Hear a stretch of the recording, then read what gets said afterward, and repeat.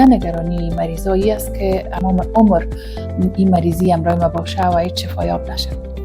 در این رابطه باید بگویم که اگر یک خانمی که مصاب PCOS است وزن خود در حالت نرمال نگه بکنه، از فشارهای روحی جلوگیری بکنه، ورزش بکنه، غذای مناسب بخوره، دوا بگیره، نظر به مشکلات موجودش تداوی لازم شود، مثلا به خاطر رشد موهای اضافی تداوی شود، به خاطر بی‌نظمی های عادت ماهوار دوا بگیره و اگر از اقامت رنج میبرد تداوی شود. هیچ مشکل دیگه باقی نمیمونه و هدف اساسی که گفته میشه تداوی قطعی نداره این مرض این است که اگر این مریضا امو نکات مهم را که ما یادآوری کردم مراعات بکنن، اعراض و علائم پیش از اینا کم میشه و یا بیخی از بین میره و اینا کاملا نرمال میتونن که زندگی بکنن.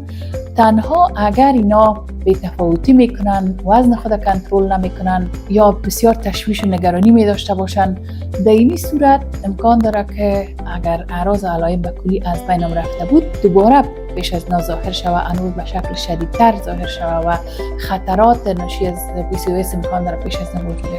بنابراین نکته بسیار مهمی است که اعصاب خود بسیار آرام نگاه کنن، روح روانشان آرام شاد باشه و به خودشان رسیدگی بکنن. انشالله که همه چیز بسیار نرمال می باشه و هیچ چیز قابل نگرانی و تشویش نیست. و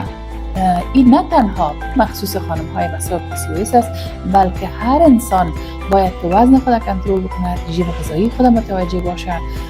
ورزش بکنه، روح روان خود آرام نگاه کنه تا اینکه یک زندگی نرمال و سالم داشته باشه.